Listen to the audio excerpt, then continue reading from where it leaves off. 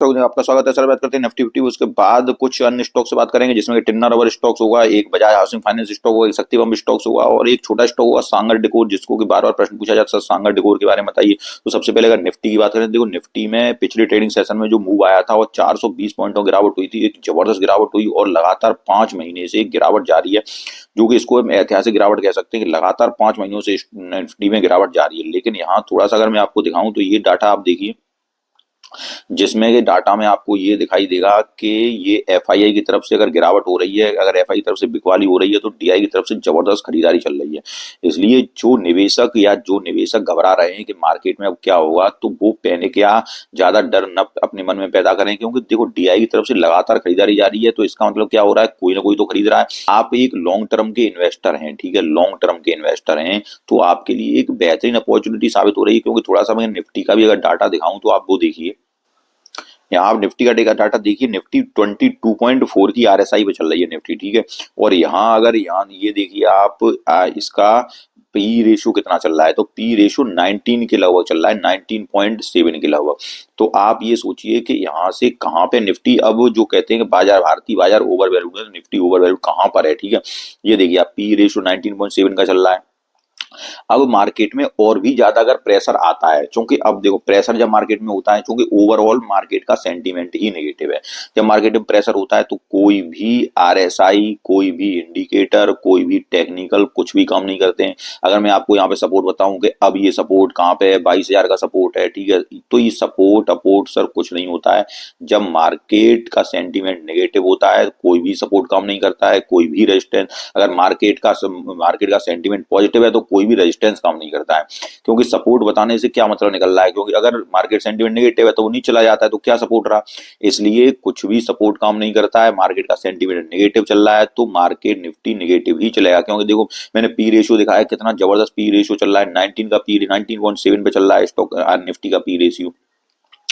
अब हम बात करें सोमवार के दिन मार्केट में क्या हो सकता है। सोमवार के दिन अगर बात करें तो मार्केट का सेंटीमेंट नेगेटिव ही है, तो निफ्टी में और भी गिरावट आ सकती है, लेकिन आपको पैनिक होने की जरूरत नहीं है। अगर और भी अब गिरावट आती है तो फिर से खरीदारी होगी और नीचे की तरफ से अब बाइंग शुरू होने लगेगी, ठीक है। क्योंकि देखिए डीआई की जबरदस्त खरीदारी हुई है, तो डीआई की तरफ से ही बाइंग होने लगेगी, म्यूचुअल फंड की तरफ से ही बाइंग बाइंग आएगी। और जो लोग निवेश करना चाहते हैं, जिन लोगों के पास, जरूरी है कि हम लोगों के पास पैसा नहीं है या रिटेल के पास पैसा नहीं है, तो और लोगों के पास तो पैसा है, तो ये एक खरीदारी का जो सुनहरा मौका है वो नहीं अपने हाथ से जाने देंगे और आपके स्टॉक्स में बाइंग आना शुरू हो जाएगी।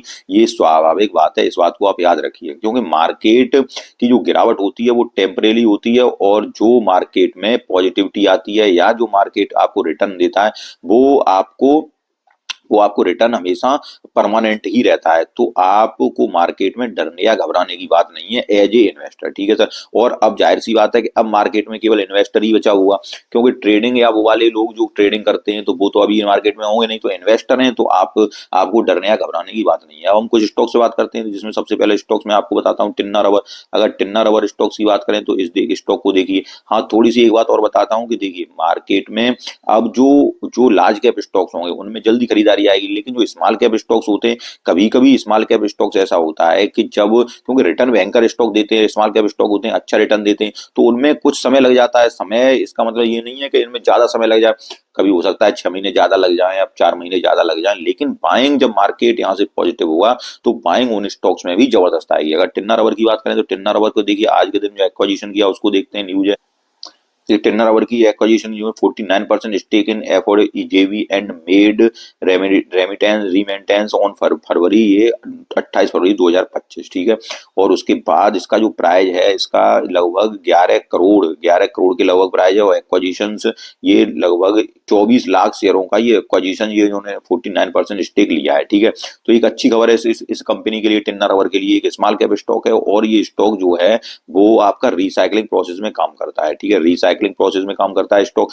थोड़ा सा अगर स्टॉक के अगर फंडामेंटल पर नजर डाल दी जाए तो वो देखिए, दिसंबर की अगर सेल्स की बात करें, दिसंबर की सेल्स जो है 122.68 करोड़ सेल्स आई। उसके बाद अगर एक्सपेंस देखें तो एक्सपेंस थोड़ा सा एक्सपेंस ज्यादा हुआ पिछले क्वार्टर से, जिस वजह से क्या हुआ, ऑपरेटिंग प्रॉफिट मार्जिन में कमी आ गई, डिक्लाइन आ गई। ठीक है, अब ये ऑपरेटिंग प्रॉफिट मार्जिन में जो डिक्लाइन आई और उसका प्रभाव नेट प्रॉफिट पे पड़ा, और नेट प्रॉफिट पिछली बार से कम हो गया।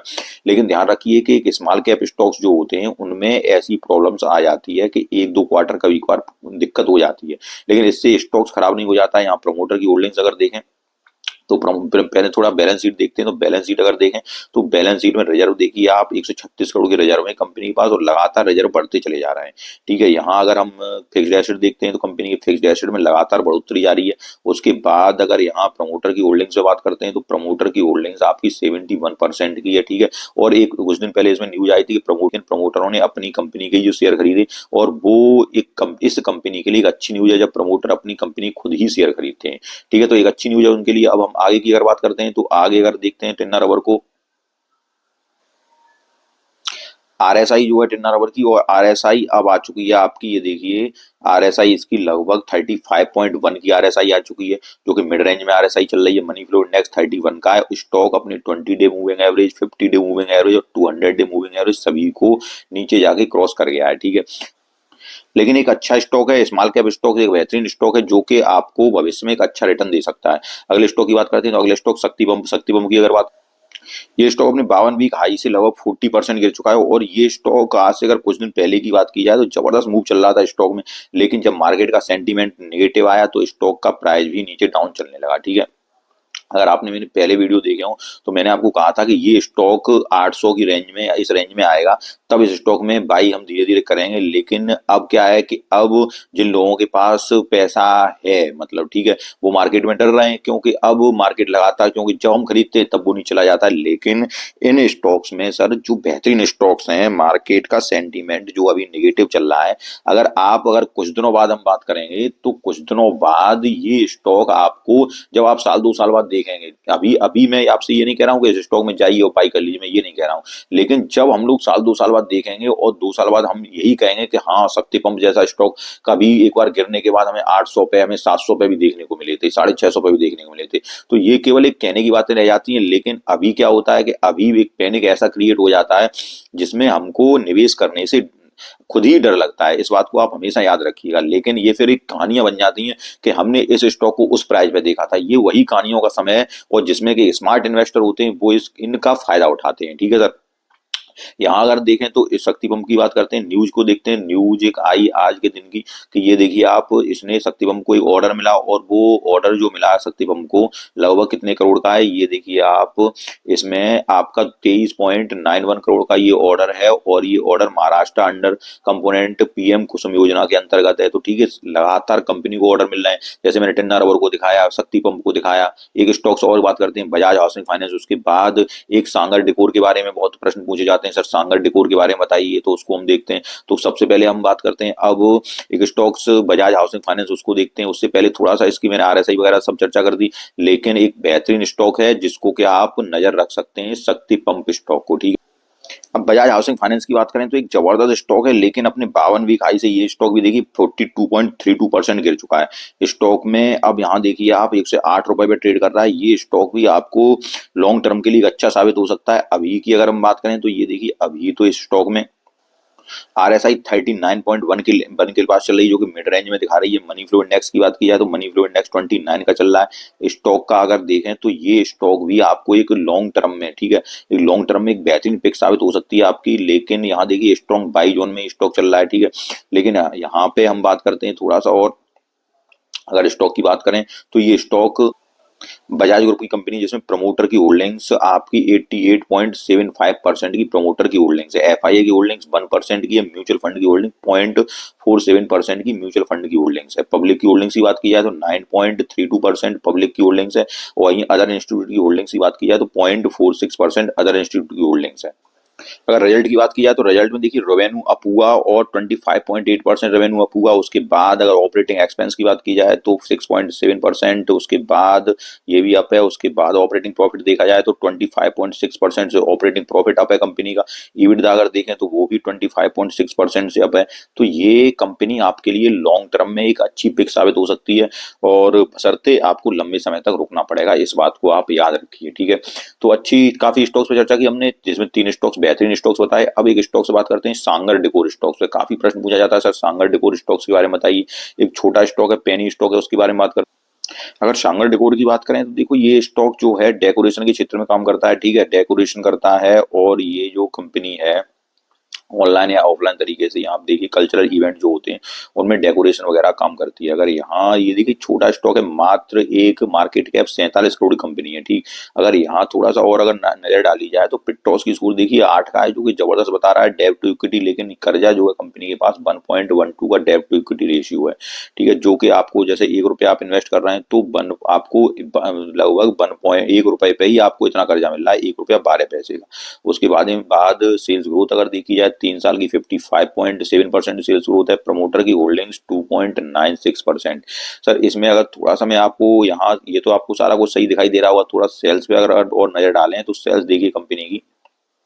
उसके बाद हम बात करते हैं सेल्स में, आप देखिए तो दिसंबर की सेल्स जो आई है क्वार्टर की वो जबरदस्त आई है। सितंबर से दिसंबर की सेल्स में इजाफा हुआ है और 6.55% लगभग लगभग दोगुनी के आसपास सेल्स हुई है। वहीं ऑपरेटिंग प्रॉफिट मार्जिन की बात की जाए तो मार्जिन थोड़ा कम हुआ है क्योंकि एक्सपेंस थोड़ा बढ़ गया है।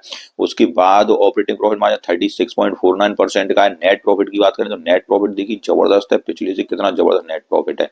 लेकिन जो प्रॉब्लम्स नजर आती हैं, वो प्रॉब्लम जो नजर आती है कंपनी में, वो यहाँ देखिए आप कि प्रमोटर ने थोड़ा सा आपको दिखाऊं मैं, तो ये प्रमोटर की होल्डिंग देखिए आप लगातार कितनी चल रही थी, 22.96% चल रही थी, ठीक है। लेकिन जिसको कि दिसंबर के क्वार्टर में 20% डाउन हुई, और जो 20% डाउन हुई तो वो किसने खरीदी, पब्लिक ने, पब्लिक के पास आई।